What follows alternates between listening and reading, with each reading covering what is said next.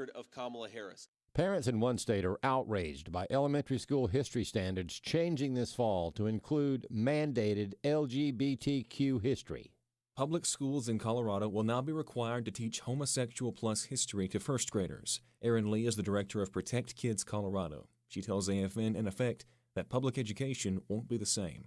So schools in the state of Colorado are now required to teach lesbian, gay, bisexual, transgender, and queer to all children in all public schools starting in the first grade in civics and history. They actually tried to start them in kindergarten. The few parents that showed up to voice concern successfully pushed them up to first grade. But she said that goes into effect now, starting this fall. She dug into the resource bank from the Colorado Department of Education designed to assist teachers in these new lessons. It included sample lessons. And the content of those sample curriculum lessons are just outrageously inappropriate. So why the push to pervert these young minds so early? You know, they're planting seeds of indoctrination into LGBTQ ideology, especially transgender ideology, starting very young with kids across the country. It's not just here in Colorado. Colorado's certainly off the rails. The state is mandating planting these seeds of confusion about your sex and talking openly about sexuality at 6 years old. And I just cannot emphasize enough that the only safe option for children in this state is not to be in a government school. I'm Bronson Woodruff. More news online at afn.net and download the AFN mobile app for your Apple or Android device. I'm Rusty Pugh. Is God calling you to ministry? It's time to multiply your capacity for ministry with an affordable degree. The Bachelor of Arts in Christian Ministry at Wesley Biblical Seminary is the degree for you. When God called you to ministry, He called you to preparation. This degree is the education that you need to put all the pieces together for an amazing life of ministry. You will graduate with a confidence for ministry that is backed up by your competence in the scriptures, theology, and ministry. Come learn with a trusted seminary that will help you become a faithful leader. Learn more at wbs.edu. Welcome to Today's Issues, offering a Christian response to the issues of the day. Here's your host, Tim Wildman, President of the American Family Association.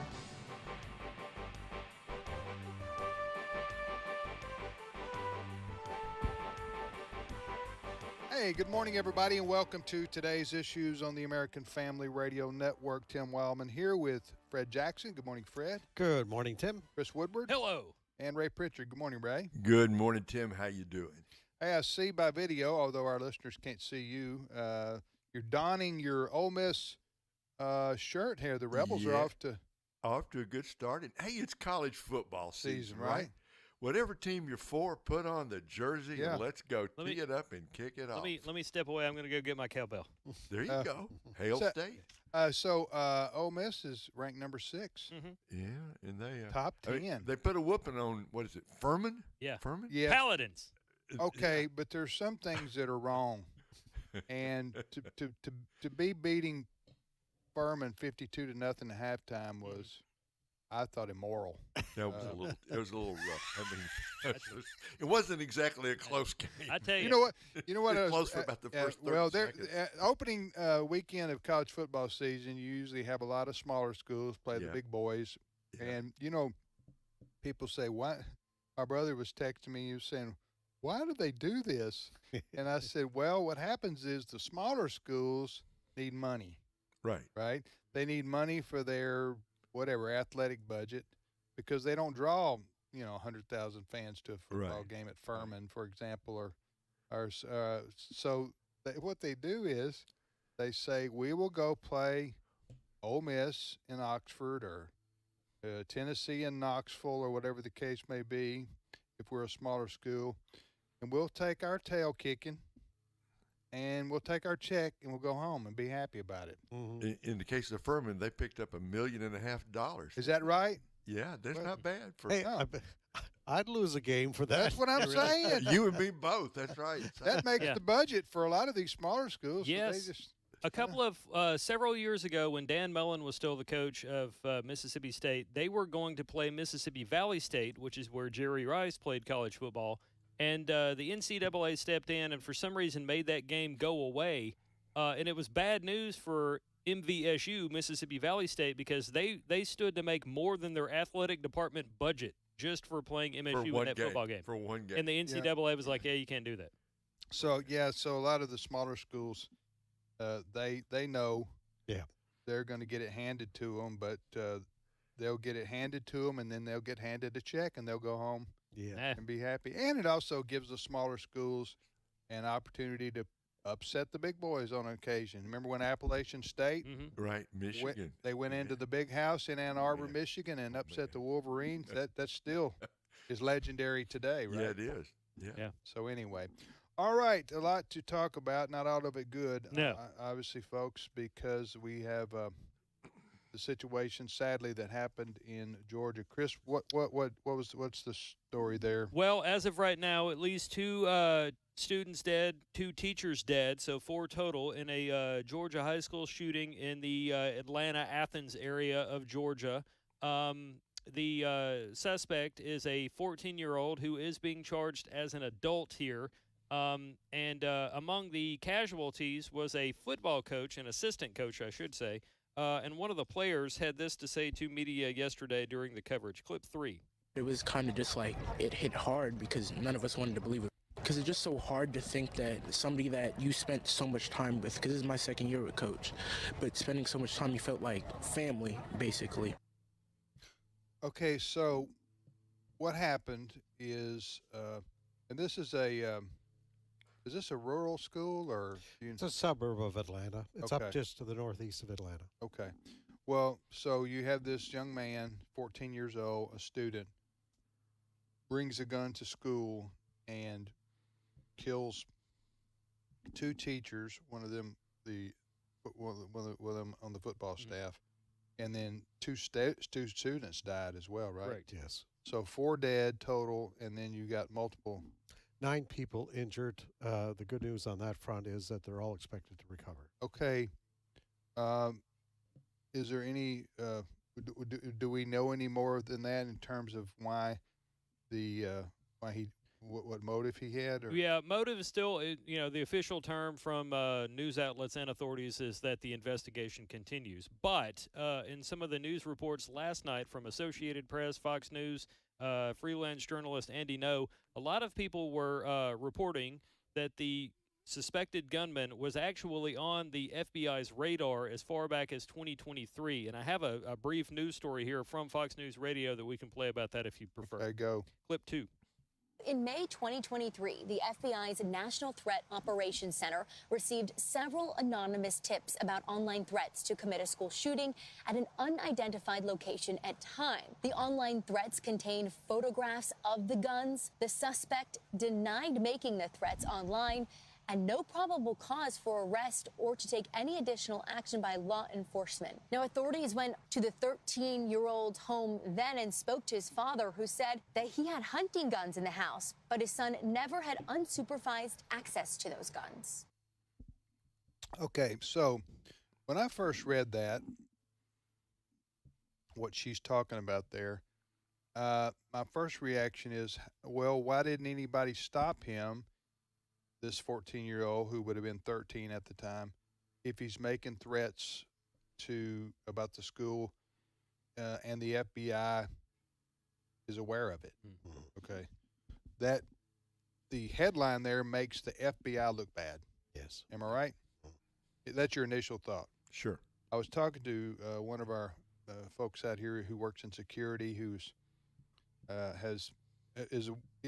knows some about how the FBI operates. Okay, so you have to have probable cause to arrest somebody in America. So what happened in this situation? The FBI was made aware of this threat, sent the sheriff's department. So they call the sheriff's department of the county there, and they go out and interview the dad at the time, and I don't know if they interviewed the young man, and he said, well, we have hunting guns here, but he doesn't have unfettered access to them, talking about his son. But the sheriff's department said, I guess, that they didn't have any reason to. You can't arrest somebody by going and questioning them, right? Mm-hmm. But the unanswered question that maybe we'll come out is the in-between stage. In other words, if the FBI was, what does made aware of a threat mean? Because if somebody makes a threat and you can prove it's them, then you can arrest them. You can stop them. You can, whatever, you understand what I'm saying? But that's unclear in the article or from that report we just heard exactly how that went down, Fred. Yeah. And you know, as you say, that's the problem. So they go there a year ago, or whatever it was, when the young man was 13 years of age. They're acting on tips. Sheriff's Department goes there. But the Sheriff's Department says they do not have enough in the way of evidence to do any arrests, confiscate the guns, whatever the case may be. So it all comes back to what happened yesterday. Something occurred in this young man's mind, who's now 14, to cause him to go and do what he did yesterday. We do not know that yet.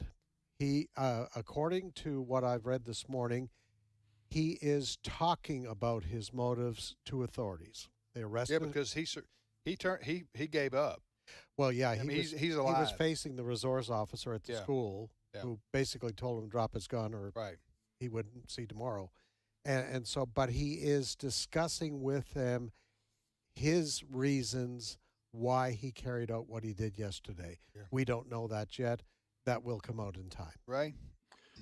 If you think about it, I mean, and Tim, everything you said is exactly right. On the surface, it makes the FBI, other law enforcement, look bad. But really, what do you expect them to do?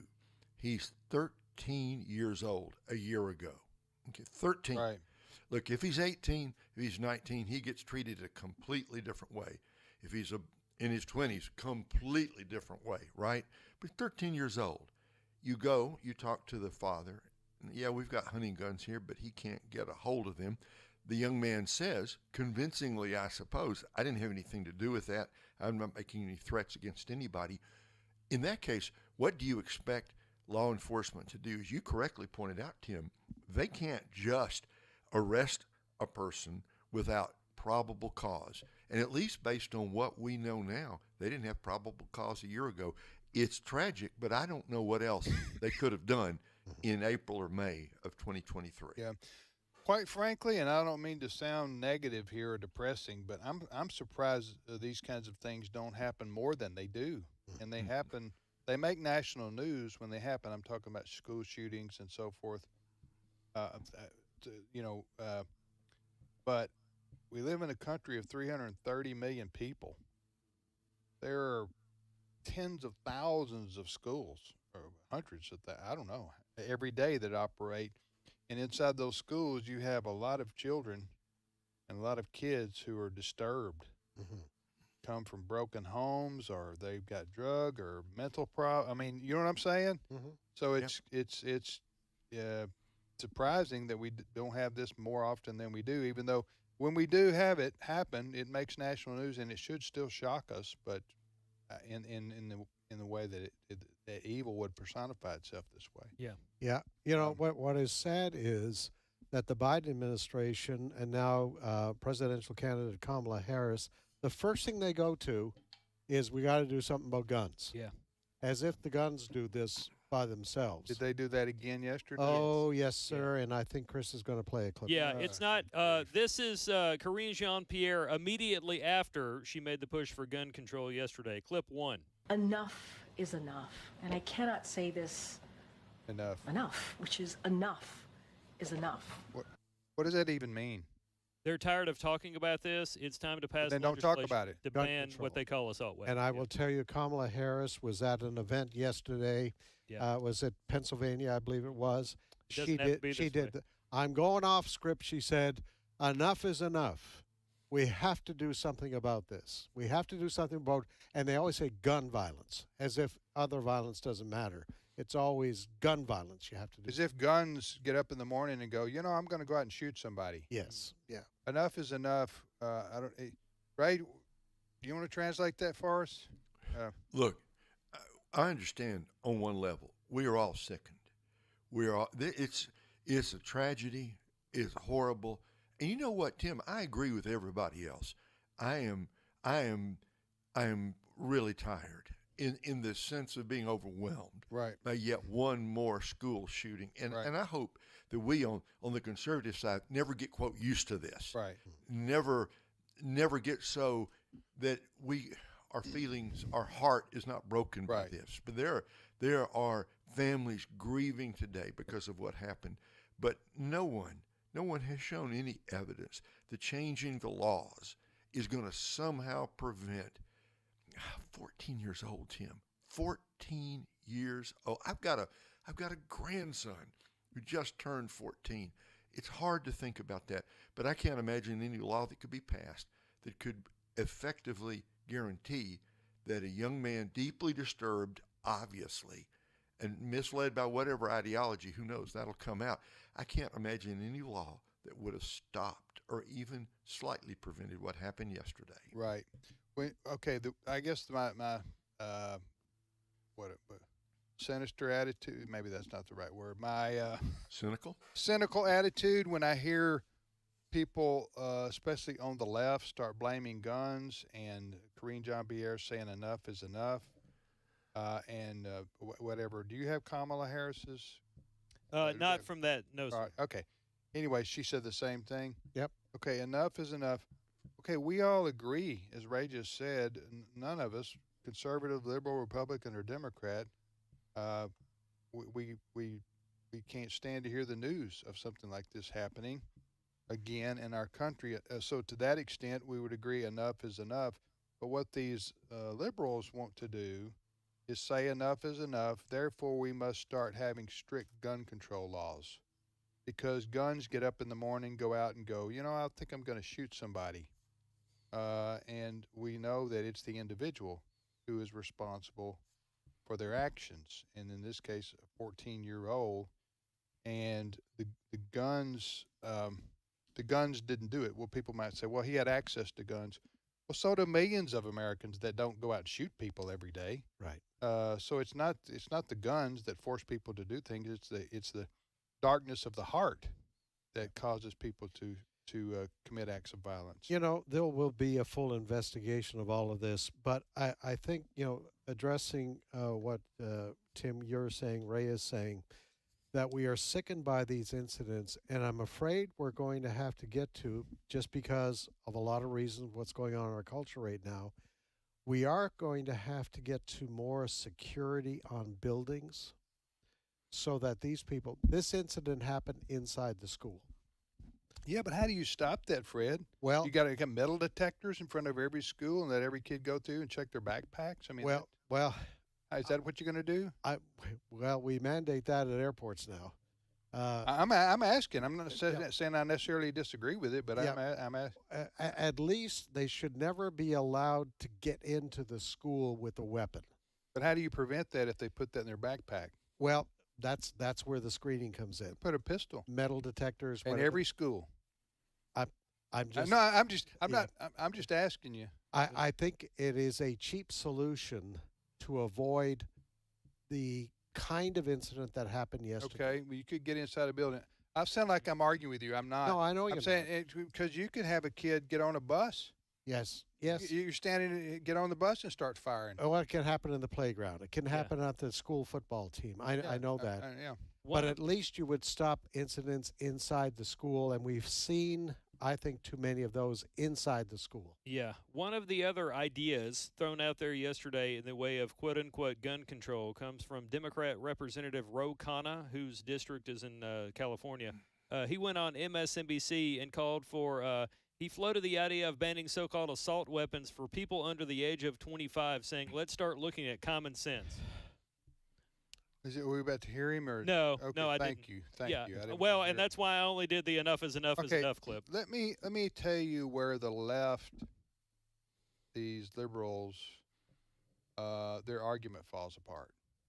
Okay. First of all, it falls apart to me at the obvious, what I've said here, guns don't shoot people, people shoot people. That's right. That's right. That's number one. But number two is, when you have a police incident and they shoot a person, and it makes like George, they didn't shoot George. You know what I'm saying? Mm-hmm. Yeah. A teenager gets into scuffle with a cop, and the cop shoots the teenager. Okay, we've had that happen over the last few years, and it made national news, and it stirs up controversy. Do you ever hear the liberals go, you know what, we got to stop gun violence with police? No, they don't say that. They say the cops killed a young man. Yes. Unnecessarily.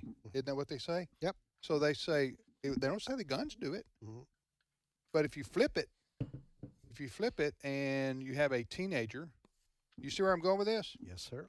See, if you have a teenager, let's say, shoot another teenager in a gang war or whatever, they go, stop the gun violence. They don't say the individual is responsible for his own actions because they got caught up in gang activity. And that's what led to this. No, but when it's the cops that do it, not the guns. Does that make sense? So that's when their argument completely falls apart. And listen, the bottom, if you want to get down to the bottom line of this, the liberals and the left, they don't like guns at all, and they don't want Americans to have them. And so they're going to do everything they can, just like in Europe and other places. There are many places in the Western world that you can't walk around with. Britain. America, we have a Second Amendment, constitutional right to have guns. And so what the liberals would like to do is get rid of that. Now, they won't say that necessarily out loud, but that's their objective when they want to chip away. Yep. And anything they can have happen, anything like this that happens, they use it to exploit that argument. Yes. And try to persuade more Americans to accept their argument that guns are the problem and we need to eradicate them. Yep. And so anyway, you're listening to today's issues. Next story, Chris. Well, let's mention this real quick. Benjamin Netanyahu, Israeli Prime Minister, was on Fox and Friends this morning to respond to the repeated calls for a ceasefire between Israel and Hamas. And much like he has said for really months now, Netanyahu said it is not Israel's fault that we don't have a ceasefire. Terrorists in Hamas are not agreeing to things we've agreed to. More international pressure needs to be put on Hamas terrorists, not so much Israel. Enough with the protest. Quit telling us what to do. These kinds of things that he has said time and time again. It then got to a point during the interview when the reporter on Fox, or the anchor, asked Mr. Netanyahu whether or not he was doing this for political points with the Israeli people there. And here is Israeli Prime Minister Benjamin Netanyahu's response. Clip 4. I'm not interested in my political future. I'm interested in my country's future. This war would be over yesterday if Hamas laid down its arms, released all the hostages. It'll be over in 2 seconds. But Hamas is refusing to do that. The obstacle to the end of this war is Hamas. The obstacle to the release of hostages is Hamas. The ones who butchered and are slaying, murdering 6 people in cold blood, riddling them with bullets and then firing bullets into their heads is Hamas. It's not Israel. It's not me. We'll do everything we can to fight these savages. And it's a savagery that not only endangers Israel, it endangers all democracies. To go and make concessions after these murders, it's a license to kill hostages. That's what Hamas will understand. Kill hostages, get concessions.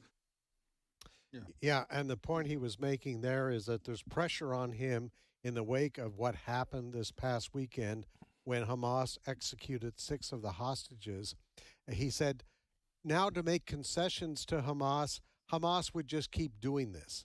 They would keep executing more hostages to get more concessions. He says, you cannot do this. You know, the bottom line in all this, the world has to accept there is evil in this world. There are evil people. Hamas is evil to its very core. And Netanyahu keeps saying, we cannot allow October 7th to happen again. Therefore, we must take steps to ensure that Hamas doesn't have weapons coming in through tunnels from Egypt. And we are going to protect them, or some international force has to be at that border between Gaza and Egypt.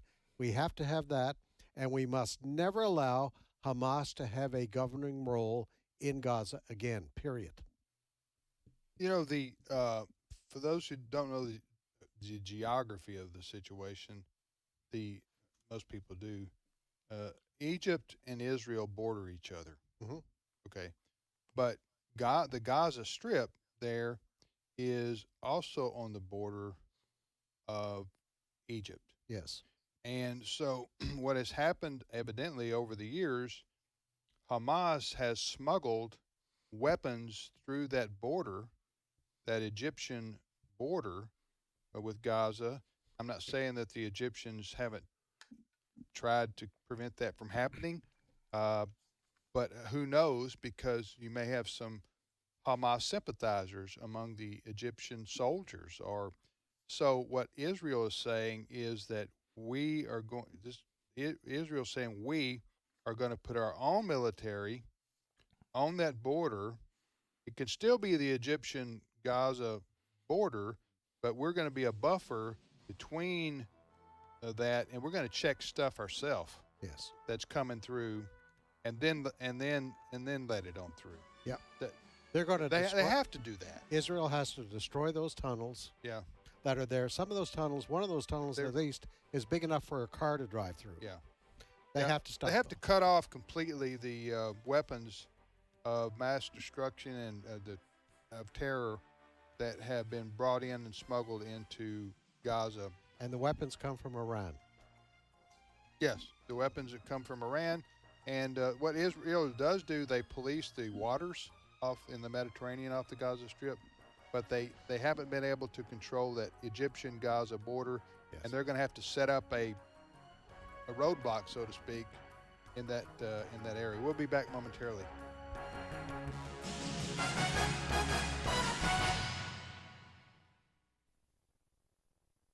It's my turn. Here is your host for My Turn, Don Wildman. There's a fire station in Helena, Arkansas that has a very unusual attraction in it, or at least it used to. It wasn't the architecture or even the fire engines. The unusual attraction was a light bulb.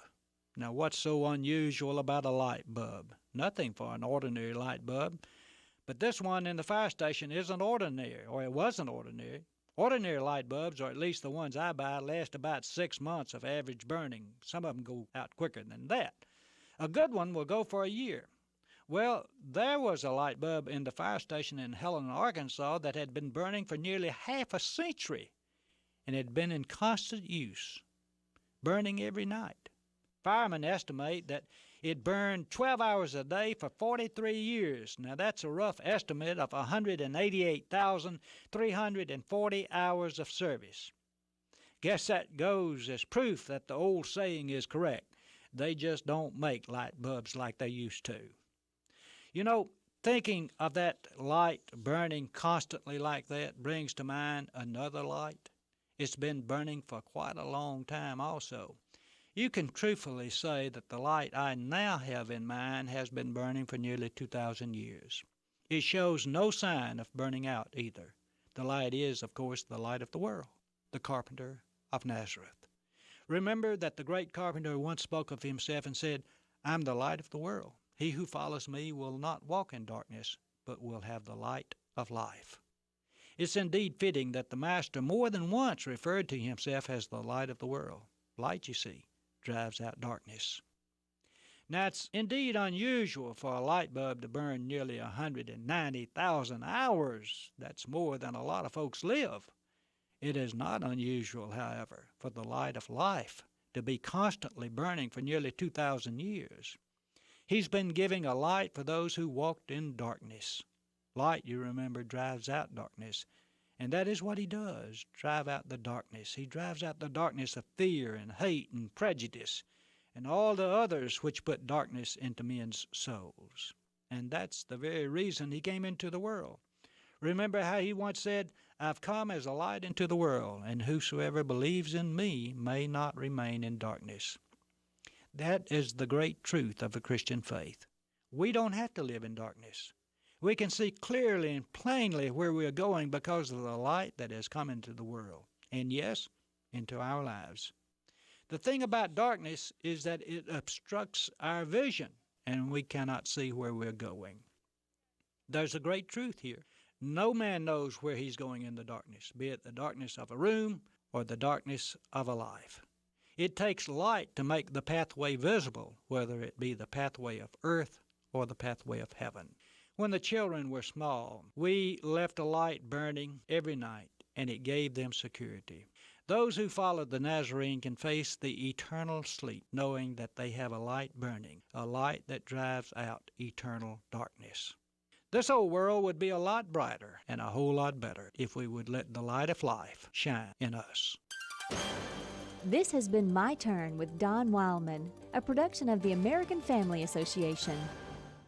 Have no fear of them, nor be troubled, but in your hearts honor Christ the Lord as holy, always being prepared to make a defense to anyone who asks you for a reason for the hope that is in you.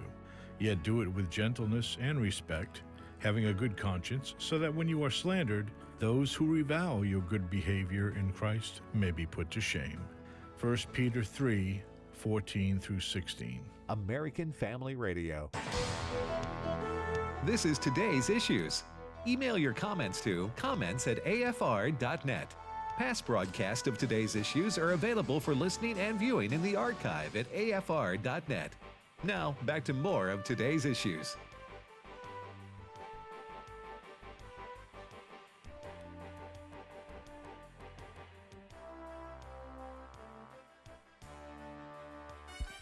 Hey, welcome back, everybody, to Today's Issues on the American Family Radio Network. Thanks for listening, Tim, with Fred and Chris and Ray.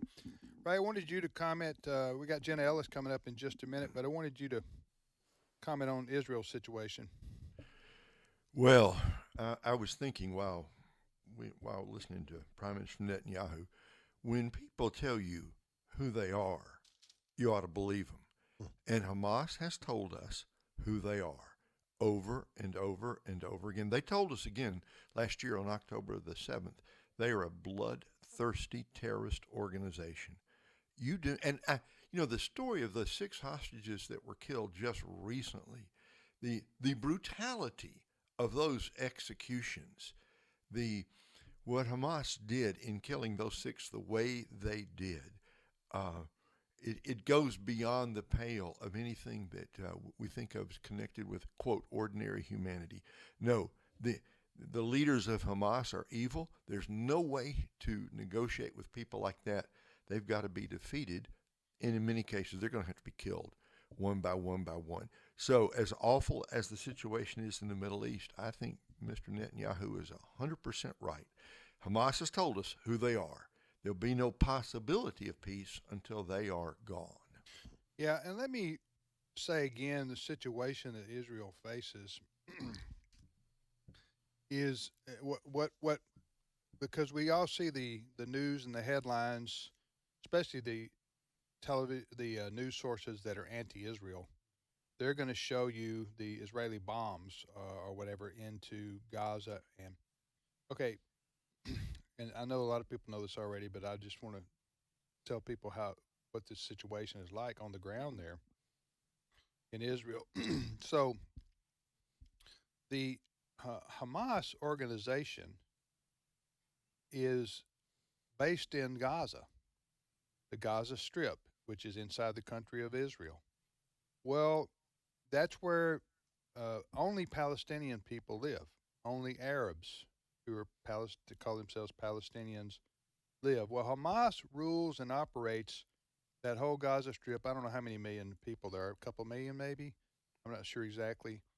But basically, they're the one and only political party, if you want to put that. I'm putting that in quotations, okay? So they rule the whole area like a mob rules a neighborhood, all right? So you don't resist them. They don't have free and open elections. You do what Hamas says, or you get your knees cut off, so to speak. That's kind of the way it operates. I'm not saying that the average person in Gaza doesn't necessarily agree with Hamas's stance of anti-Israel and they hate the Jews, because that may be true. But when Israel is attacked like they were on October the 7th, you had 1,100 people butchered on that day. And then Israel responds with overwhelming force by this, it is going to be true that innocent people die.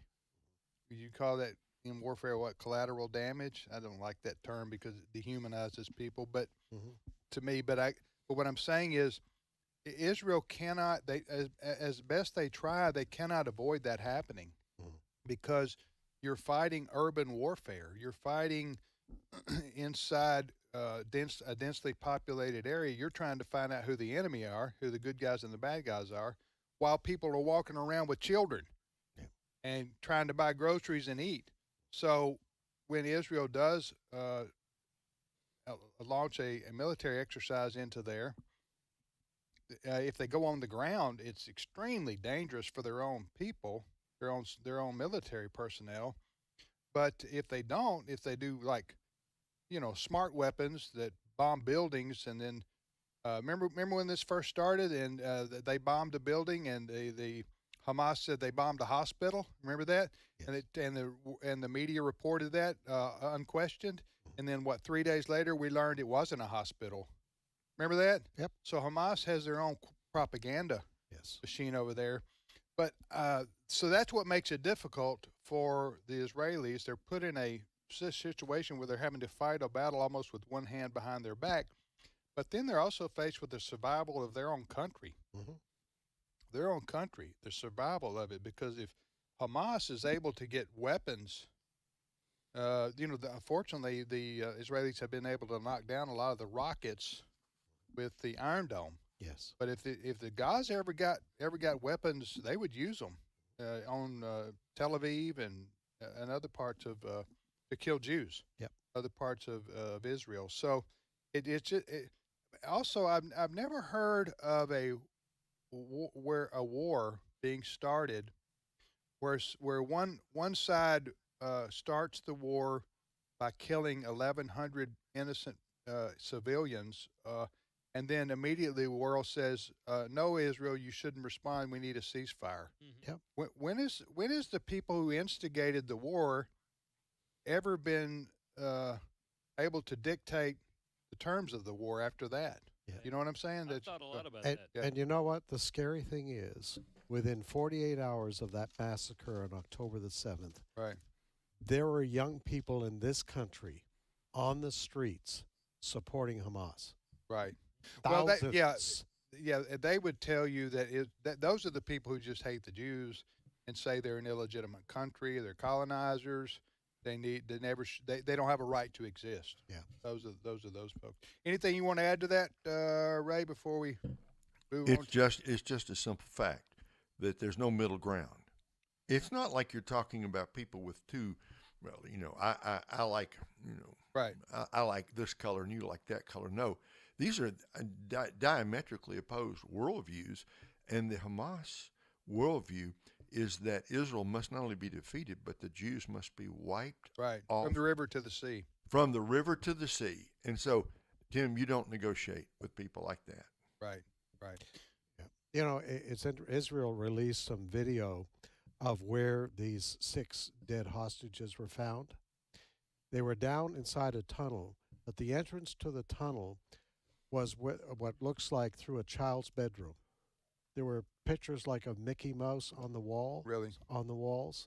Yeah. This is the kind of people we're talking about. They were keeping hostages underneath the floor of a child's bedroom. Right. In order to get to those tunnels, Israel has to go in through children's bedrooms. Let me tell you an anecdotal, is that a word? It is now. Yes.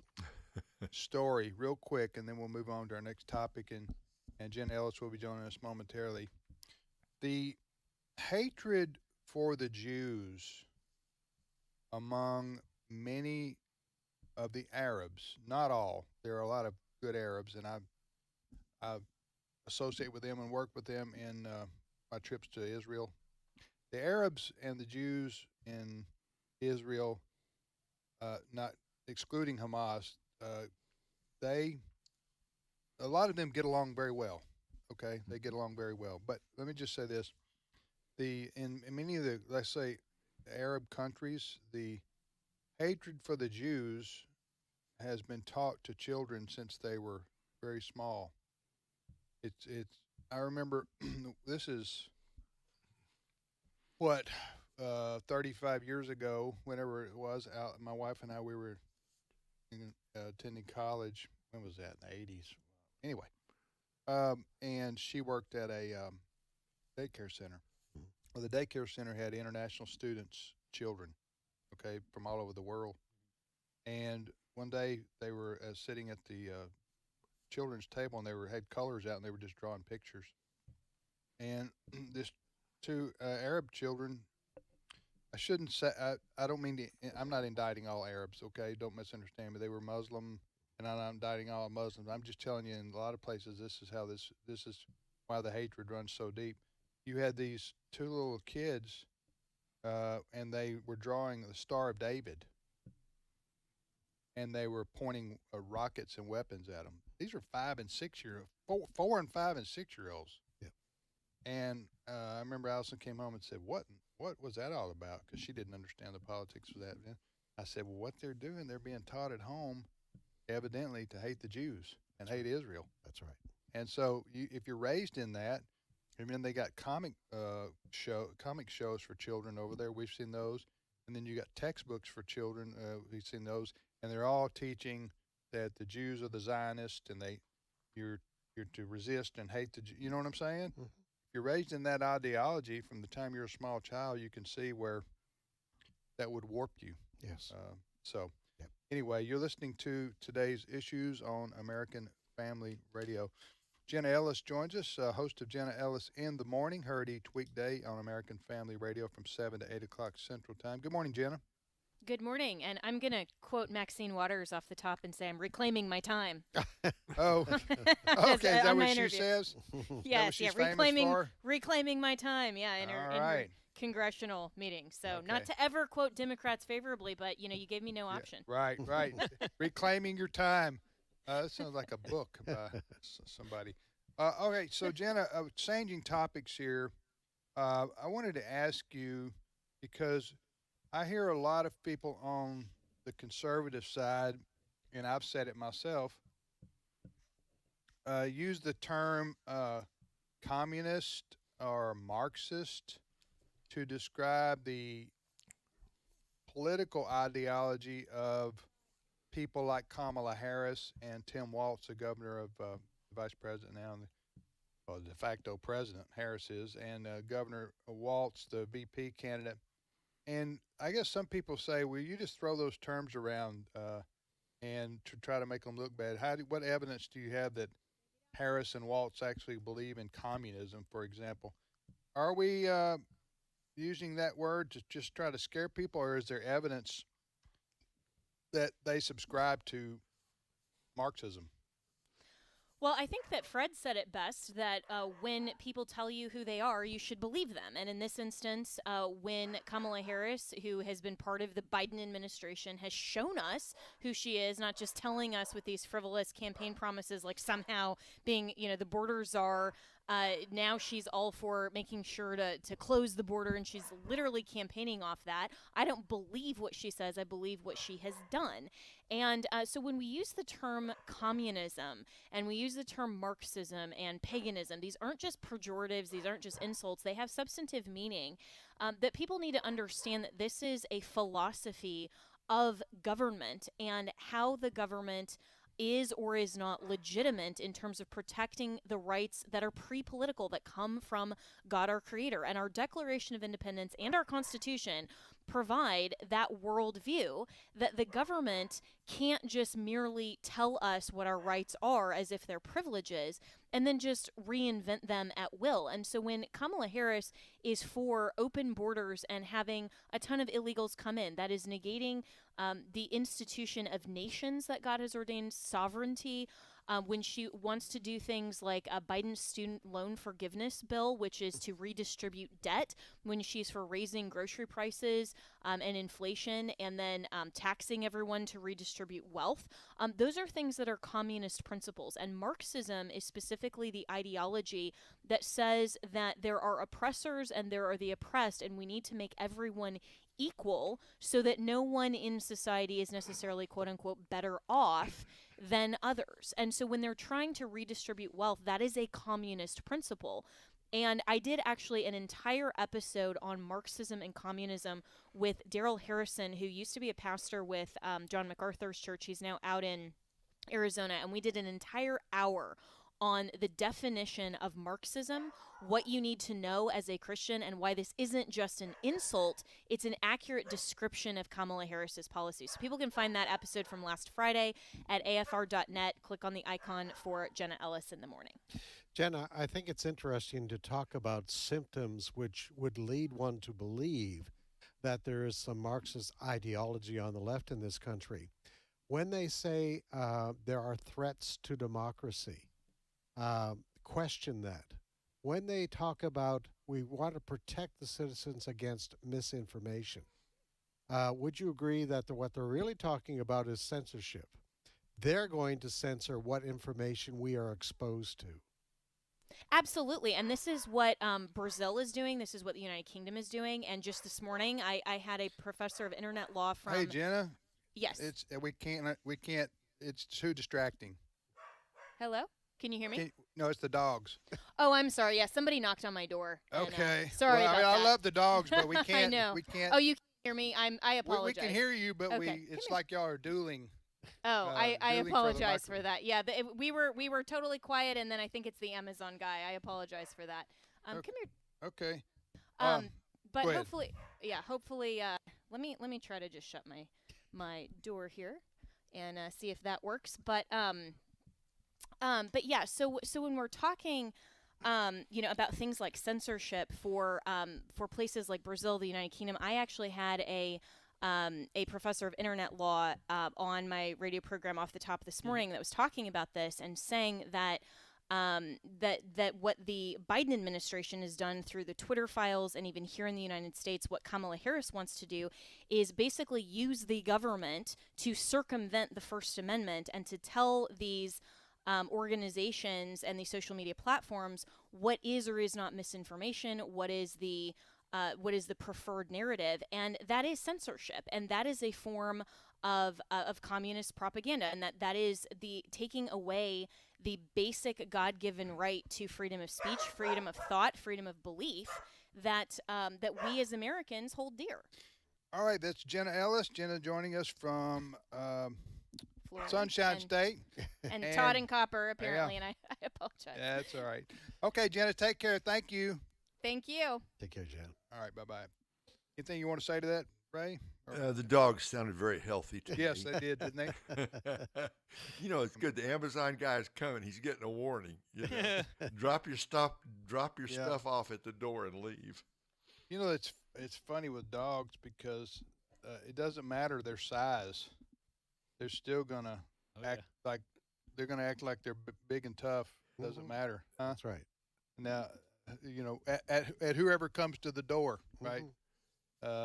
They've got their own Instagram account, and if you look and I subscribe to it, so if you look at two dudes, isn't it? Yeah, two dudes, and they're small. There's Todd and Copper, and they're not big, but they've got a bark that makes you think you're dealing with a really big dog. Isn't it TOOD?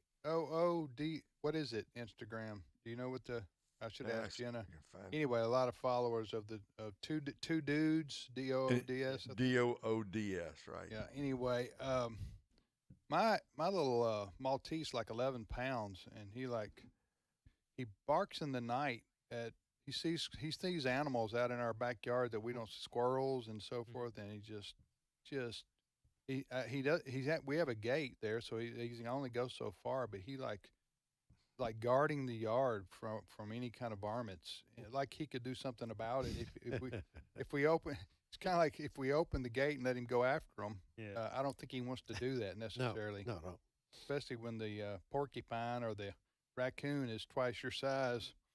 All right, you're listening to today's issues on the American Family Radio. Next story. Former President Donald Trump had a sit-down interview / town hall meeting last night on Fox News Channel. I have a bit of with audio Sean Hannity. Yes. I have a bit of audio here. It's over a minute long, but it will give you a feel of some of what Trump had to say and how the audience responded to Trump's comments. Clip 6. Actually, they keep saying 60, but it starts in Delaware and North Carolina and other places a lot sooner than that. So I think we're going to be very well set up to do a great job. And do we love Pennsylvania? Do we love it?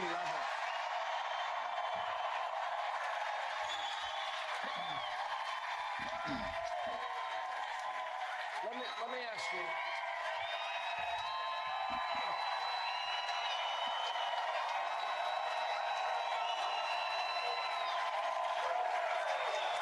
Mr. President, let me ask you this. Between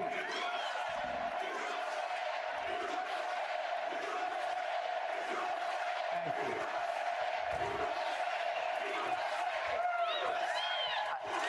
This is a very tough interview.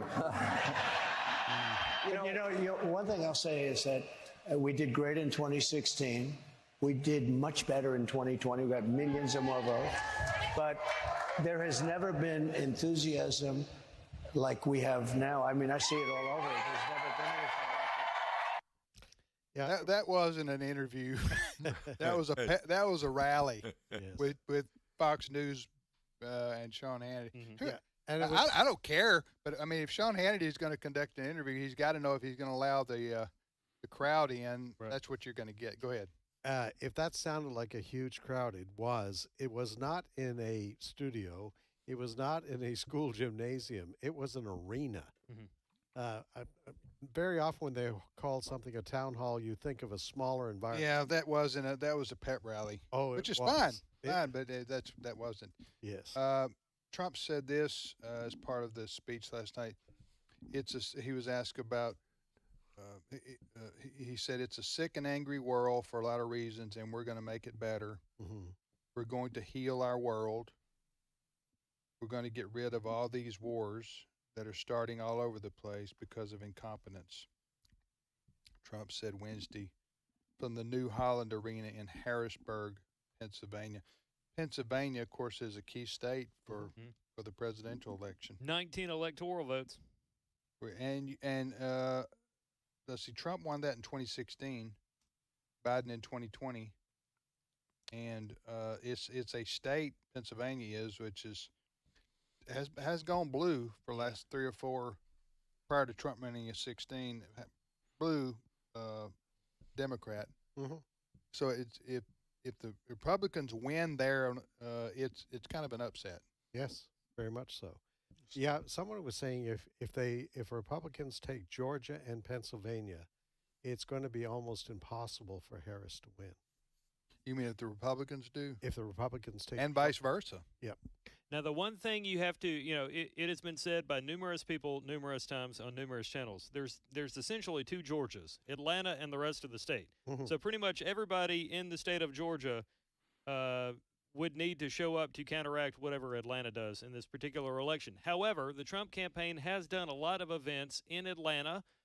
Trump's gone to a barbershop. They have done events there in urban communities to try to show what Trump can do or what he has done for, let's say, black Americans and voters versus what Harris might do if she's in the Oval Office. It's going to be a nail-biter. I don't plan on going home election night. Yeah. Anything to say to that, Ray? Well, it is. I'm looking at a map right now of the states, and you can find these all over the internet. And it's going to come down to Nevada, Arizona, Georgia, North Carolina, Pennsylvania, Michigan, and Wisconsin. But Chris, I think you're right. It might just come down to Pennsylvania. Whoever wins Pennsylvania is going to have a huge leg up. Yeah. And it's going to be close. As a survivor of the 2000 election, I just don't want to hear the word dimpled chads for weeks or days on end. Yeah. Well, again, I mentioned yesterday, it's a lot of these swing states are just dead even. They're virtual ties. So the debate may actually be consequential. Mm-hmm. Oh, I think it. I was just going to say it, Tim. It's interesting. I think this debate, because the two are so close, right? This debate, all it takes is a big mistake by one of those candidates, and that can make a difference. When is the debate, Chris? Tuesday? Tuesday night, and if the Lord tarries, we are going to be here to cover that late into the evening with my brother in Christ, Robert, covering that for us for the evening news, I should say. Yeah. All right. Well, we're going to, so we'll be here Tuesday. We're not going to, go ahead. Yeah, well, we'll be here Wednesday morning to talk about the results. I'll have about 72 clips. There's quite a bit of discussion about the conditions of the debate. There's been a lot of debate about the setup, the muted mics, and that sort of thing. Well, we learned this morning that yes, there's going to be muted mics, so that only when the person answering a question, the microphone will be open. However, there are reports that ABC, who is sponsoring this ABC News, they have agreed to, if the exchange gets heated between the two candidates, there's a moderator who's in control of the microphones. They may open up both microphones, which is something we are told Vice President Harris would like, because she wants the opportunity to lecture the former president. Yeah. Which geographical accent will she be using to lecture Trump? All right, we're going to be back in 5 minutes with more of today's issues, and we'll see you back here then.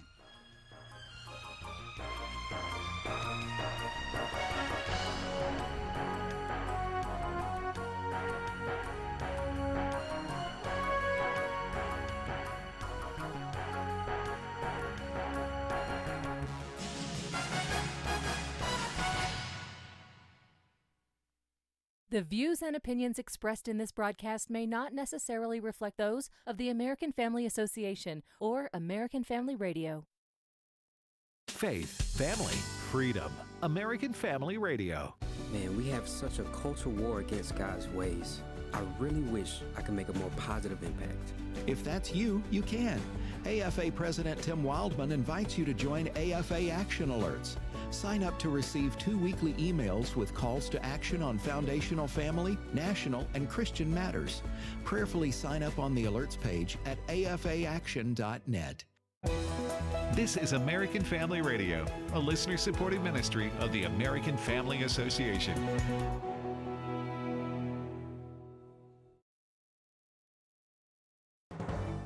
American Family News, I'm Rusty Pugh. New video from the Israeli military shows the entrance to the Hamas tunnel where 6 now dead hostages were being kept. Trey Yingst has more from Tel Aviv. The Israelis say the new video shows the entrance to a tunnel inside of a child's bedroom with paintings of Mickey Mouse and Snow White. The IDF says they've killed around 200 Hamas operatives in Rafah in recent days.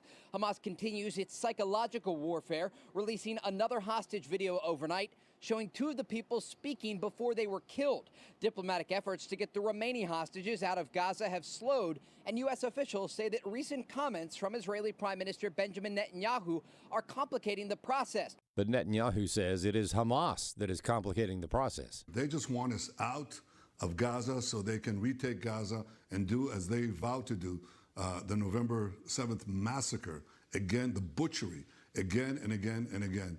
And you saw how horrible this butchery is the other day when they murdered in cold blood 6 of our hostages.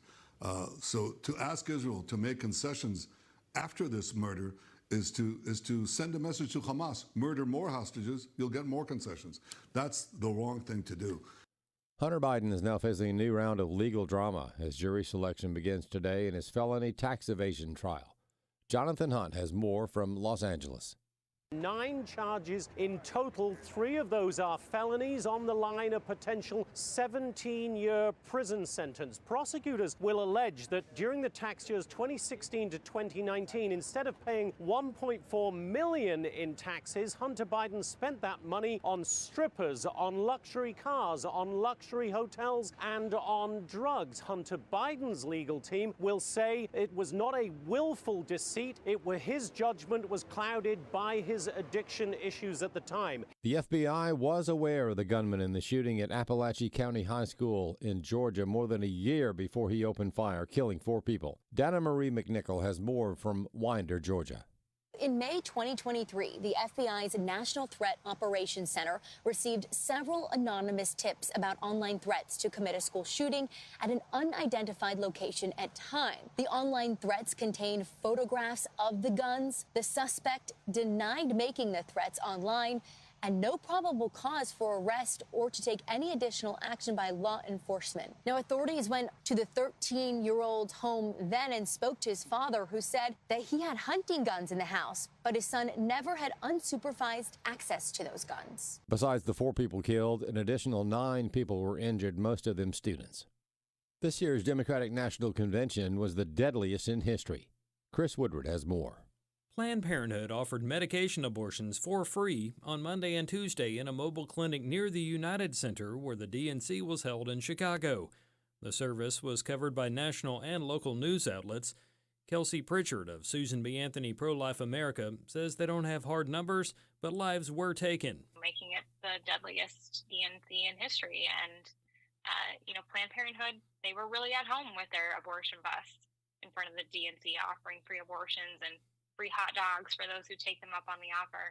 And they not only took the lives of unborn children, but they put women at risk for severe complications like hemorrhaging, the need for emergency surgery, even in some cases. Planned Parenthood says on its website that the abortion pill is very safe, but pro-life organizations disagree. Abortion drugs could cause the death of the woman.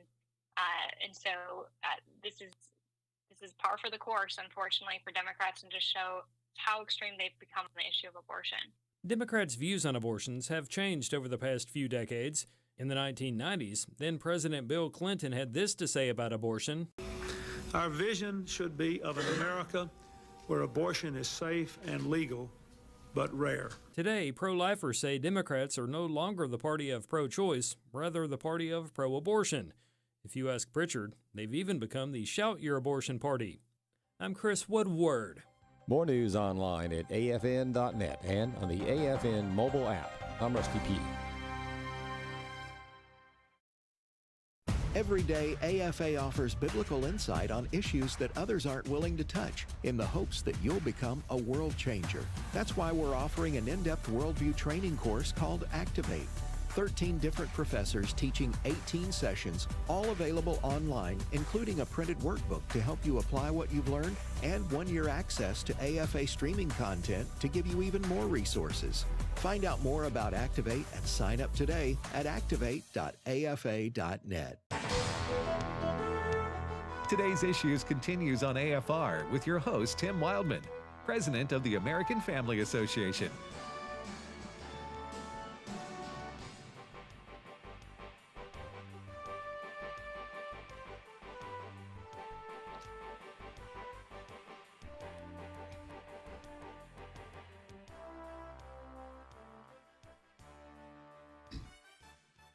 Welcome back, everybody, to today's Issues on the American Family Radio Network.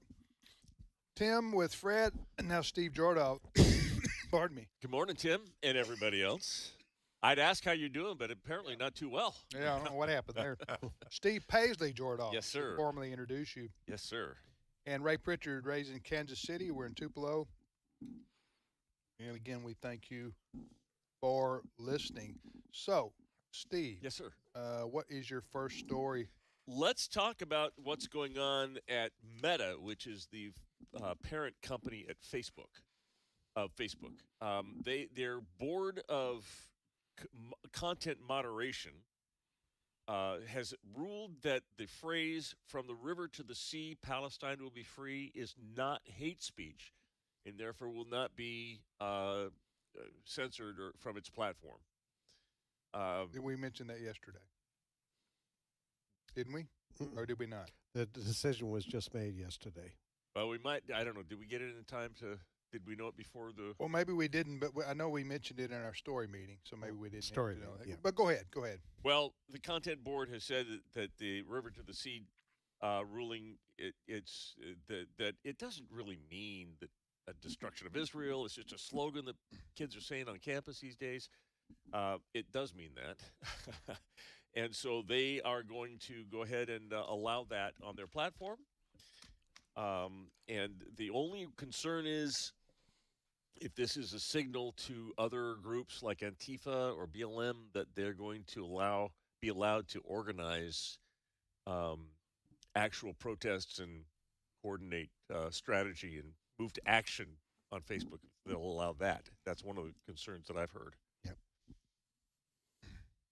Is that it? Yeah. So, I mean, there's no question that phrase has to do with we want to wipe Jews off the face of the earth. And now what the board of directors there at Meta, the umbrella group for Facebook, is saying, we don't think that's hate speech. So go ahead. Put it out there. All right, next story. All right, this is Colorado. This is an Alliance Defending Freedom case out of Colorado. The Jefferson County School District, JEFCO, which is the school district that encompasses Denver proper, all of Denver schools, is knowingly and repeatedly assigning children on its overnight trips, if it has to take an overnight trip to camp or to a sporting event or whatever, to bunk with members of the opposite sex who identify now as the same sex. So if a kid that's a boy that pretends he's a girl comes on the trip, he's going to be roomed with the girls. This happened to an 11-year-old girl who's set to bunk with a trans-identifying boy, a boy that identifies as a girl. And they are not telling the parents that this is happening, although they did let the transgender parents, parents of the transgender kid, know that was allowed, and they're allowing also people that come along to chaperone. So there was another example of a 18-year-old girl who a week before had identified as a woman, who's now identifying as a man. She chaperoned in a room full of 11 or 12-year-old boys, and their reaction was to change in their sleeping bags and not take a shower for the whole duration of the trip, which generally doesn't start happening until they're 13 or 14. But so you're saying, Steve, they told everybody, or are willing to tell everybody, except the parents of the girls. Yeah, the parents. Yeah, it was a policy that they expressed to the transgender community and to the transgender people, but they did not let the parents of the regular kids know. Boy, if I was the parents, I'd be marching on the school. Alliance Defending Freedom is handling the case. Yeah, it's just, I mean, all you're doing is asking for trouble. Take a 14-year-old girl, and now she's got a room with a 15-year-old guy who's pretending that he is a girl. That's a recipe for disaster. Well, and to think they're doing this, Tim, without telling the parents of that 14-year-old girl. I think they can be sued. Well, they are being sued. Yeah, and lose. I think the school district. The school district is the target of the lawsuit. What's the school district? JEFCO, Jefferson County School District. Where? That's all of Denver. Yeah. Okay. Well, I think they could be liable, and I think they could lose a lot right there. I think because of that, some of these policies, some of these wacko woke policies will change by necessity, because somebody's gonna get hurt, and somebody's gonna sue, and they're gonna win big time. And Tim, if people want to know how come Christian school movement is burgeoning and why is homeschooling exploding across the country, it's because of insanity like this. Yeah. Well, it's also an election season, and if I was a parent, I would be talking to those politicians running for office, and I would ask them point blank, how do you feel about some guy who just says, I'm a girl, bunking with our daughters? How do you feel about that, Mr. Politician, Ms. Politician? And depending on their answer, you vote for them or you don't. Yeah. I tell you another problem that I've read about, some you probably have too. In some states, the prisoners, you get a male prisoner, and he's, convicted, and convicted before he's imprisoned. Well, you know what I'm saying. Yep. Then they're sentenced, and then they say, oh, I'm a girl. Yep. Oh, really? Yeah, I'm a girl. I'm changing over to be a girl. Mm-hmm. So I want to go in the girls' or the women's facility. Mm-hmm. and they put them in there. That's right. Have y'all heard about this? Oh, yes. I haven't heard about that happening in the state of Mississippi. I don't know if that's a state. I guess it would be a state penitentiary type situation, state prison. Maybe that's. But I have heard about it happening in other states, some other states. Yep. And these men are oftentimes incarcerated or charged with rape. It's why they're sent to prison in the first place. So they're already predators. Yeah. And they're just now putting them in there with the prey, literally. But that's how insane some of this stuff has gotten, especially in your blue states. Yep.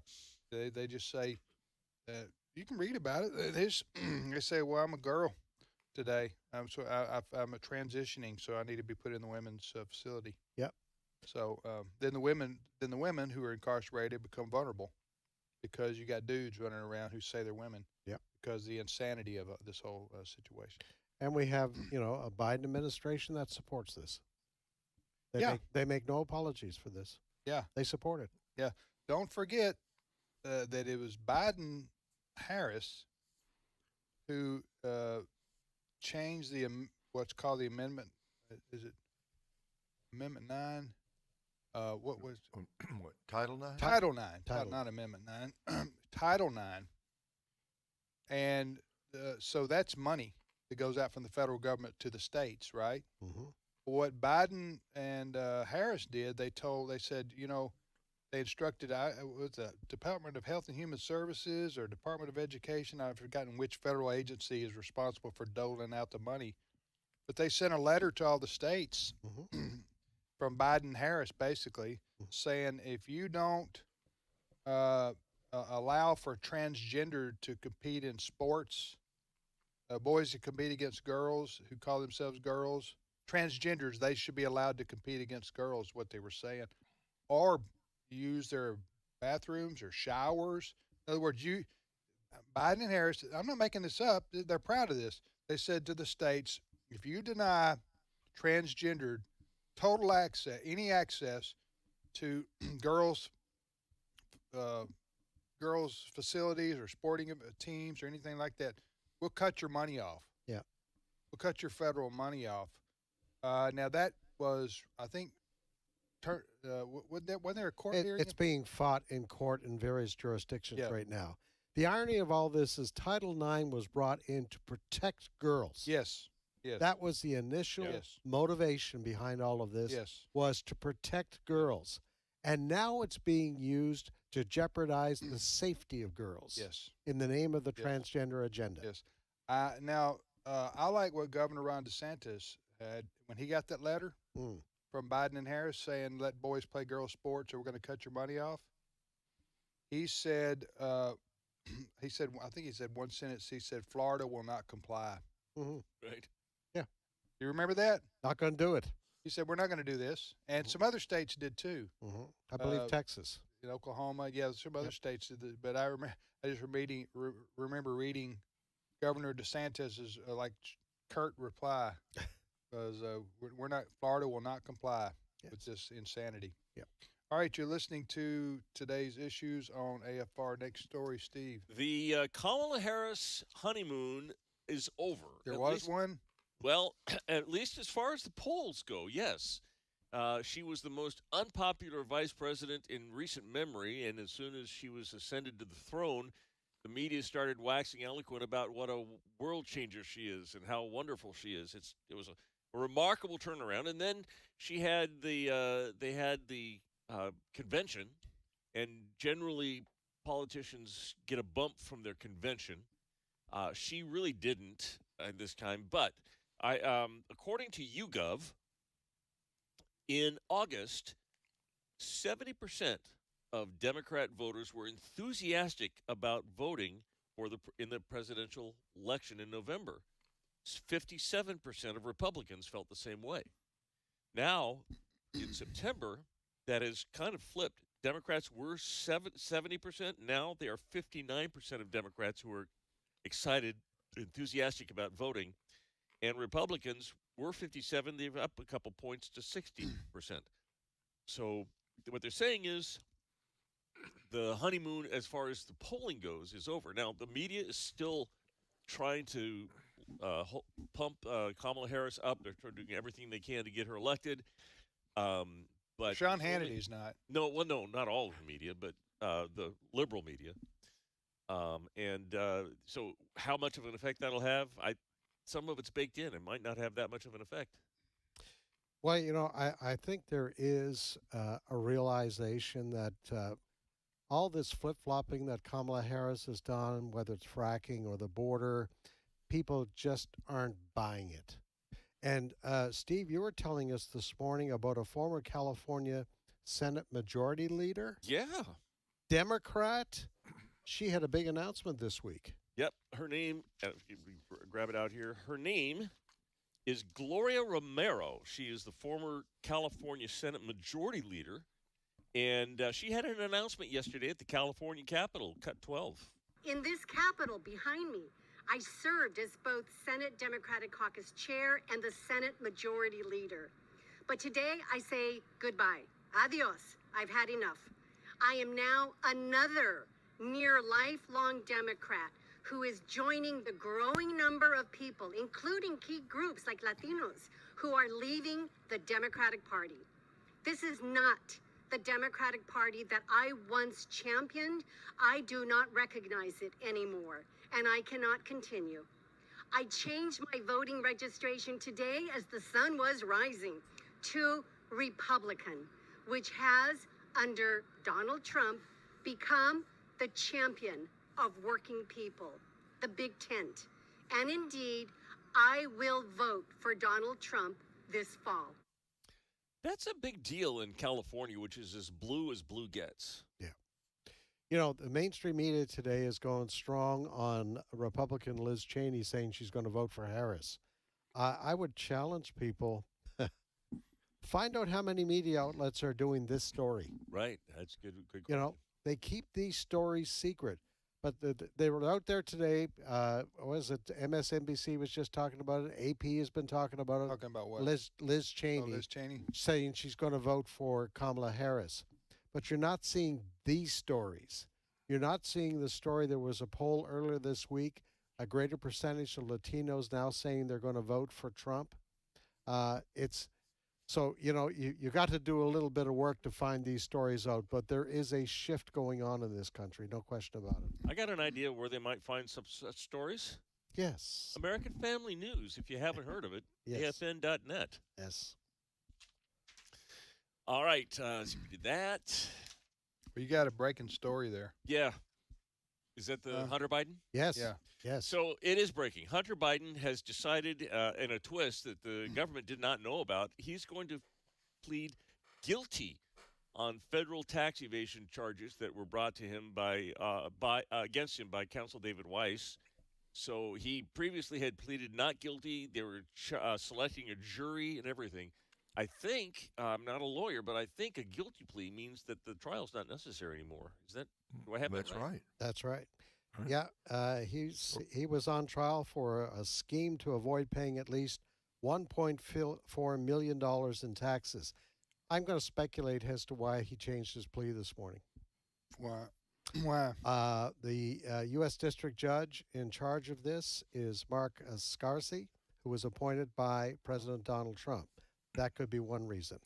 But also prosecutors have let it be known that they were going to present more details of Hunter Biden's overseas dealings, which have been at the center of the Republican investigation. In other words, the special counsel's team has said it wants to tell jurors about Hunter Biden's work for a Romanian businessman who they say sought to influence U.S. government policy while Joe Biden was vice president. So we want to stop all of these details being made public through this trial. All of a sudden, Hunter Biden, just in the last hour and a half, announces he's changing his plea. Yeah. Could he get prison time? Oh, yes. Okay. Absolutely. And we're still waiting sentencing on the other gun-related charge. Remember that? He was found guilty of lying on that form to get the gun license. So how many years is the government is who's prosecuting him, by the way? A guy named is it an agency? What agency? Is like a district like a USDA or something, or what is that? Who's he up against? Is what I'm asking. It's federal prosecutors. Okay, federal prosecutors. Yes. Federal tax charges, so I imagine it would be Tax evasion charge. And they're not the saying it Justice was a Department. plea deal. No, no. They're not. No, he's pleading Okay. guilty. Yes. Wow. Well, they're saying that the federal prosecutor Weiss, alleges that Biden, that Hunter Biden, quote, willfully failed to pay his 2016, 17, 18, 19 taxes on time, despite having access to funds to pay some of all these taxes, and that he willfully failed to file his 2017, 2018 tax returns on time. This is the second time that Biden is on trial this year, stemming from charges out of the Weiss investigation. Yeah. He owed $1.4 million in taxes. That's a different neighborhood. Yeah, I would like to know what the normal punishment is for that. In other words, do people actually go to prison, or do they? Well, tax. I know tax evasion is a very serious charge. I mean, Well, hey, remember, Tim, this is how, this is going way back, but this is how the feds brought down Al Capone. They couldn't get him on the murder, but the IRS got him on, quote, tax evasion, and that's what sent him to prison. The average jail time for tax fraud is between 3 and 5 years. Okay. But the conviction in Delaware could get him up to 25 years Well, in prison.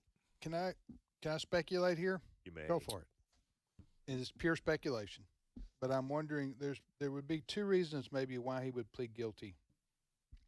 One is he doesn't have the money to pay the lawyer's fees, and he's guilty as charged, and he knows it. He knows there's no getting out of it. So the point of going through a trial, which might subject him to other charges, who knows, and would be, it's just unnecessary.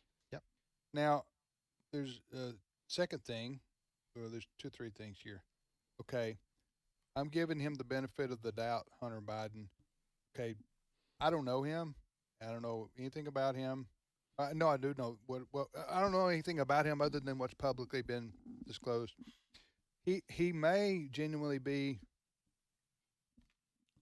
sorry for his actions, for his life of self-destruction. I've heard him talk about that some. He does realize. I'm not saying he's come to Jesus and repented of his sin and given his life to the Lord. I'm just saying I have seen him do an interview where he did express some remorse for the life of recklessness that he lived and immorality. So that could be. Let me give a somewhat more cynical possibility. Okay. Like I said, I'm just speculating. I'm giving him. I am too. Okay. I don't know anything more than what we read and what we hear. Go ahead. So, okay, so he pleads guilty. He gets his sentence.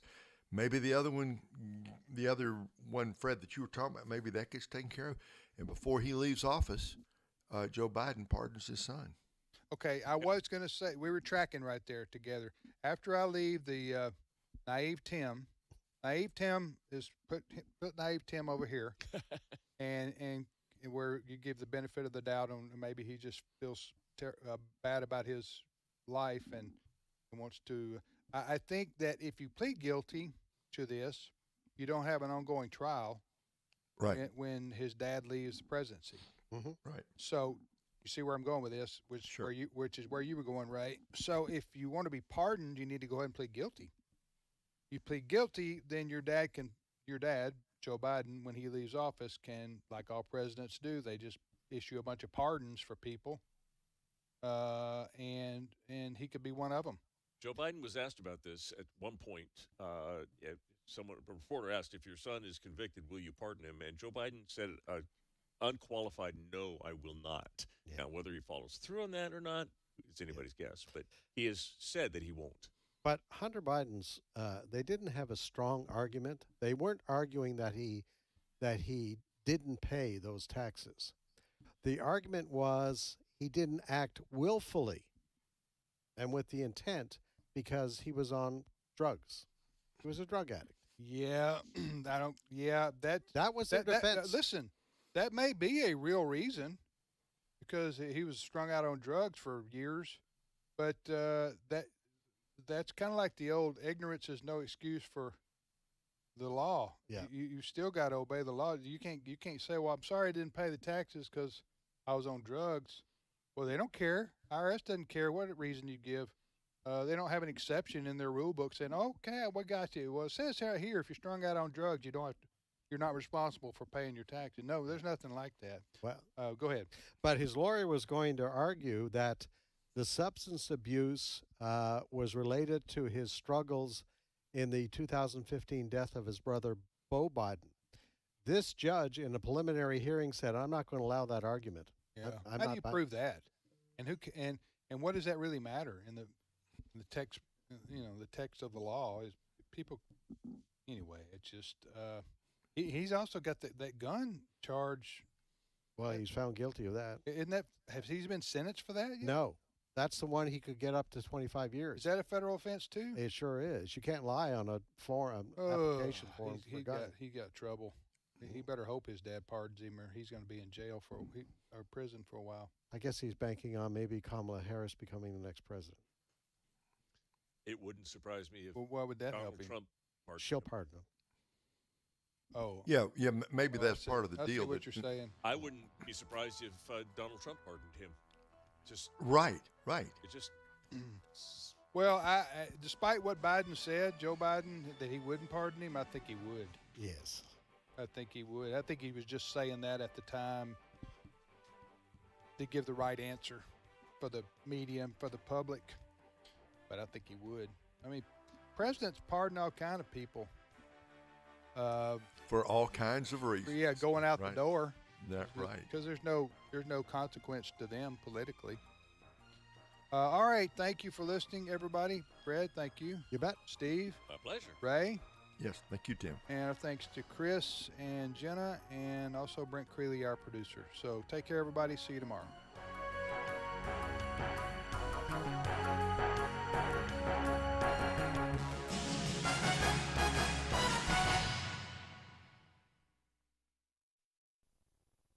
God raises up leaders who follow his direction and serve him faithfully. Reverend Wildman.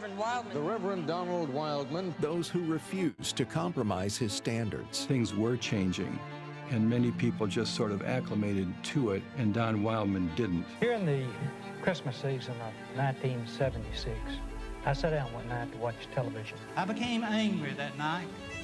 I left the parish ministry and founded the National Federation for Decency. The feature-length documentary Culture Warrior, Don Wildman and the Battle for Decency, premiering November 11th, chronicles the life and ministry of Don Wildman. It takes you through the founding of the National Federation for Decency, what has become AFA. It's a call to stand firm for righteousness and shows how that resolve can make a huge difference in our world. If we lose this cultural war, we're going to have a hedonistic, humanistic society. Find out more and watch the trailer at culturewarrior.movie. culturewarrior.movie. Danny, the baby just rolled over for the first time. Oh, what a strong little boy. That a boy, son. You're on your way. Oh, who's my strong little man? Rollovers can be milestones in life, some early on and some later. One rollover you might consider is from your individual retirement account to a charitable gift annuity with the AFA Foundation. If you'd like to increase your retirement income and leave an impactful gift to the work of American Family Association, the charitable gift annuity is a worthwhile option. To learn more, contact the AFA Foundation at 800-326-4543, extension 345, or email foundation@afa.net. If you own an IRA, would like to increase your charitable giving, but need retirement income, the IRA to CGA rollover may be for you. Call the AFA Foundation at 800-326-4543, extension 345. Can you be gay and Christian? What if you genuinely feel like you're trapped in the wrong body? Did God make you this way? Is change even possible? Dr. Michael Brown. Countless people ask me these very same questions, some of them quite desperate. Many of them in tears. Would you be ready to give a godly answer? Each one represents a person or family member or loved one who's struggling deeply with their core identity. Satan wants to deceive and destroy God's truth. So we know that what this gay affirming agenda within the church is doing is it's fragmenting Scripture. It's dumbing down the Bible. And infiltrate the church with his lies. In his image, clearly and compassionately presents God's truth through Bible teaching, science, and the testimonies of those who know both sides. My dad walked in the door and he said, "Denise, I want to talk with you." And the first words out of his mouth were, "I want to become a woman." Get the 2 DVD set at resources.afa.net. resources.afa.net. I found the following observation both compelling and convicting. A servant is known by his master's absence. I'll say it again. A servant is known by his master's absence. Think about parents who leave their teenage son at home alone while the parents are away for the weekend. They do that because they trust their son. They have confidence the son will behave the same when they're away as he would if his parents were home. Jesus Christ is our master, and he is away right now, which says something about how he trusts us. The question is, what will he say when he returns? This is David Jeremiah encouraging you to get on the road to new life. Discover how God trusts you on Route 66. Route 66, driving the word home. Log on to Route66Life.com. Start your journey home today. Just be who you are. Be who you are. Try your best. We'll fail the Lord sometimes, won't we? But don't lie. Don't put on a front. Don't put on a mask. Be who you are, especially before God, because he knows. Welcome to In Grace with Jim Scudder, the senior pastor of Quentin Road Baptist Church in suburban Chicago. He is also the host of In Grace TV, where adventure meets faith.